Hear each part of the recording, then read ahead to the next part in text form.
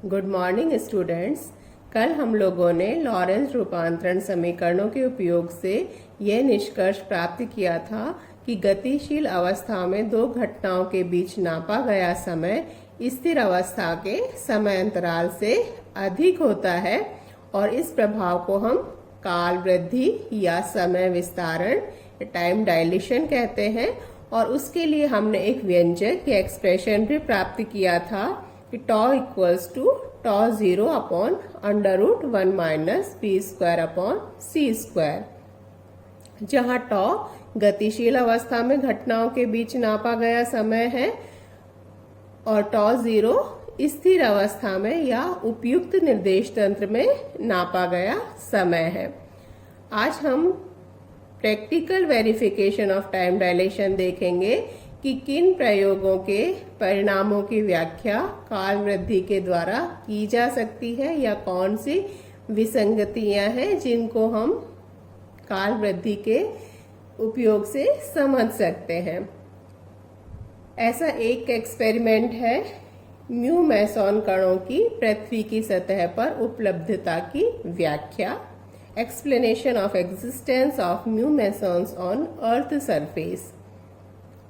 तो mu meson जो कण है वो अस्थायी कण होते हैं और ये आकाशीय किरणें या कॉस्मिक रेज जब पृथ्वी के वायुमंडल में प्रवेश करती हैं तो जो परमाणुीय नाभिक उपस्थित होते हैं वायुमंडल में उनसे टकराने के कारण वेग बहुत अधिक होता है इनका, तो उनसे टकराने के बाद इनकी उत्पत्ति होती है और ऐसा पृथ्वी की सतह से 6 से 7 किलोमीटर की दूरी पर होता है। इनका जो द्रव्यमान है मैसॉन कणों का, म्यू मैसॉन कणों का द्रव्यमान वो इलेक्ट्रॉन के द्रव्यमान का 207 टाइम्स होता है, 207 गुना होता है और इन पर जो आवेश है वो इलेक्ट्रॉन आवेश के बराबर ही होता है। इनका एवरेज लाइफ टाइम या माध्य आयु काल 2.2 इंटू 10⁻⁻⁶ सेकेंड होता है, बहुत छोटा है। यानी इतने से समय के बाद ये कण विघटित हो जाते हैं, डिके हो जाता है इनका, और इनका जो डिके होता है वो न्यूट्रिनो, एंटी न्यूट्रिनो और पॉजिट्रॉन में होता है। तो म्यू मैसॉन दोनों प्रकार के होते हैं, पॉजिटिव भी होते हैं और नेगेटिव भी होते हैं। तो पॉजिटिव है वो पॉजिट्रॉन में जाएगा, नेगेटिव होगा वो इलेक्ट्रॉन में हो जाएगा।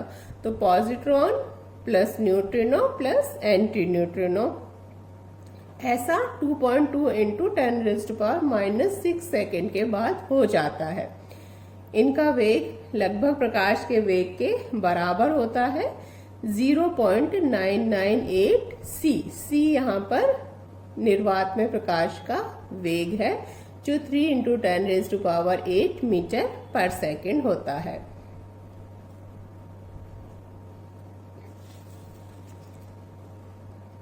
तो म्यू मैसॉन है वो अपने संपूर्ण आयु काल में कितनी औसत दूरी करेंगे? जो दूरी बराबर 4 इंटू समय से, यही फॉर्मूला यही लगाते हुए हम, तो इनकी जो चाल है वो 0.998 सी है और समय अपने संपूर्ण आयु काल में जो इनका माध्य औसत काल है, औसत आयु काल है वो है 2.2 इंटू 10⁻⁻⁶ इतने मीटर। वैल्यू सी की 3 इंटू 10⁸, इसको लगभग 1 मानते हुए 3 इंटू 10⁸ इंटू 2.2 इंटू 10⁻⁻⁶ मीटर, तो ये लगभग आ जाएगा 6.6 इंटू 10⁻²। यहाँ 10⁻⁻6 है, यहाँ 10⁻+8 है, तो 8 - 6 10⁻² और 660 मीटर, यानी लगभग 660 मीटर दूरी तय करने के बाद ये विघटित हो जाने चाहिए। वही जो पॉजिट्रॉन, न्यूट्रिनो और एंटी न्यूट्रिनो में, यानी केवल कितनी दूरी तय कर सकते हैं ये अपने संपूर्ण आयु काल में 660 मीटर की दूरी, और लगभग 6-7 किलोमीटर ऊपर पैदा होते हैं, उत्पन्न होते हैं, तो उससे 660 मीटर की दूरी तय करते ही इनको विकटित हो जाना चाहिए, और यानी 6 किलोमीटर की दूरी तय करके ये पृथ्वी की सतह पर नहीं पहुंच सकते। लेकिन वास्तव में पृथ्वी की सतह पर ये प्रचुर मात्रा में पाए जाते हैं, इनकी संख्या बहुत अधिक होती है।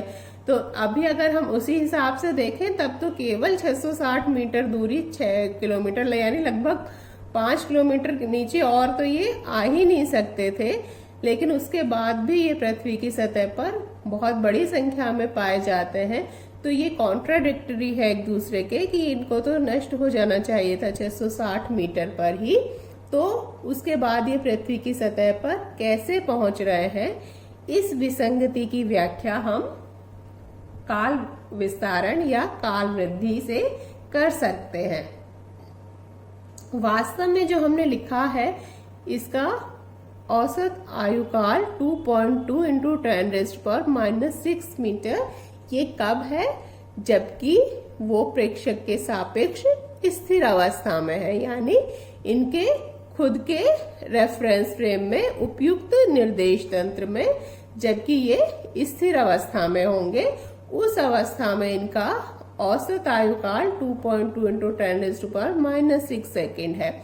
लेकिन ये स्थिर तो है नहीं, ये तो लगभग प्रकाश के वेग से गति कर रहे हैं, तो इनका जो औसत आयुकाल है वो भी क्या हो जाएगा, उसमें वृद्धि हो जाएगी। काल विस्तारण के प्रयोग जो हमने एक्सप्रेशन निकाला था उसी का यूज करते हुए कि टॉ इक्वल्स टू τ0/1 - v²/c², इसी में हम यूज करेंगे।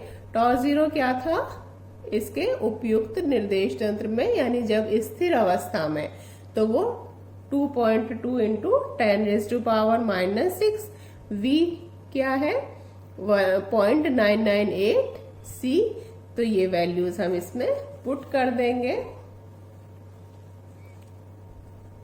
तो τ0 v इक्वल्स टू 0.998 c या v/c की वैल्यू हो गई 0.998 c।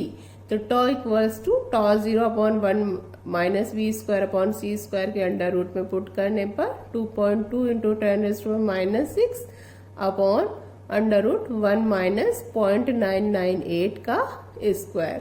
अब 1 भी 1 का ही स्क्वायर होता है, तो हमने फॉर्मूला लगा दिया है कि a² माइनस b² होता है a+b इंटू a - b।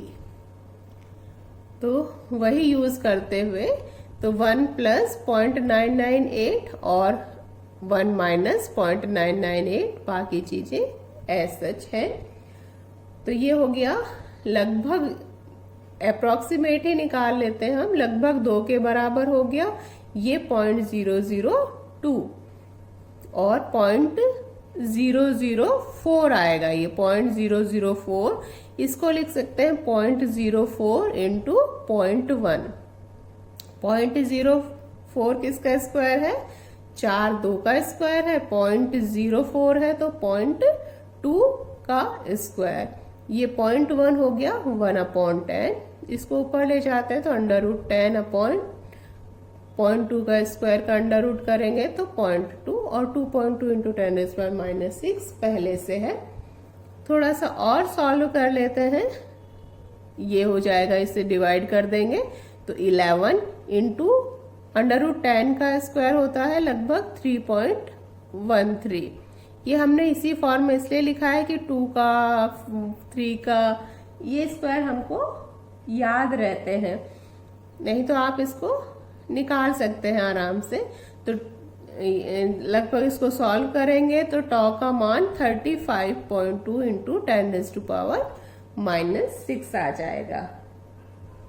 तो आप जो उचित या उपयुक्त निर्देश तंत्र में या स्थिर अवस्था में जो औसत आयुकाल था वो 2.2 इंटू 10⁻⁻6 से बढ़कर कितना हो गया, 35.2 इंटू 10⁻⁻6, लगभग देखें तो 16 गुना, 16 टाइम्स हो गया है इस पुराने टाइम से, जो कि उसका औसत आयुकाल हम बता रहे थे, तो लगभग दूरी भी कितनी हो जाएगी, उसके 16 गुनाई हो जाएगी।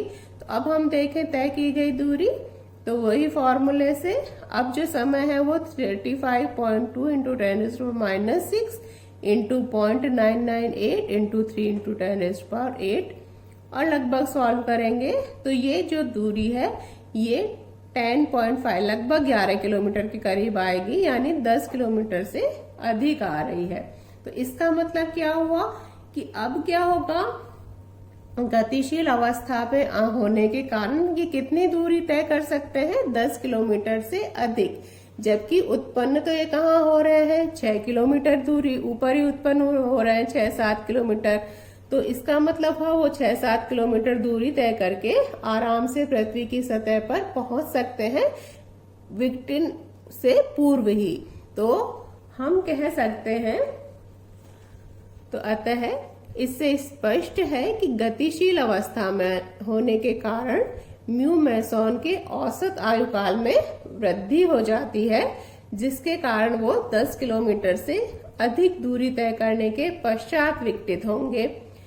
और चूंकि पृथ्वी की सतह से 6-7 किलोमीटर दूरी पर उत्पन्न हो रहे हैं, अतः पृथ्वी की सतह पर ये बहुत अधिक संख्या में आसानी से पहुंच सकते हैं। इससे सिद्ध होता है कि म्यू मेसॉन कणों की पृथ्वी की सतह पर उपस्थित होने की जो विसंगति थी कि वो तो 660 मीटर दूरी तय करने के बाद ही विकटित हो जाने चाहिए थे और पृथ्वी की सतह पर नहीं पहुंच पाने चाहिए थे, उस कॉन्ट्रडिक्शन की व्याख्या को हम काल विस्तारण के द्वारा समझ सकते हैं या उसकी व्याख्या को एक्सप्लेन कर सकते हैं कि जो औसत आयुकाल स्थिर अवस्था में था, गतिशील अवस्था में होने के कारण उसमें 16 गुना की वृद्धि हो जाती है और जिसके कारण से वो पृथ्वी की सतह पर आसानी से पहुंच जाते हैं।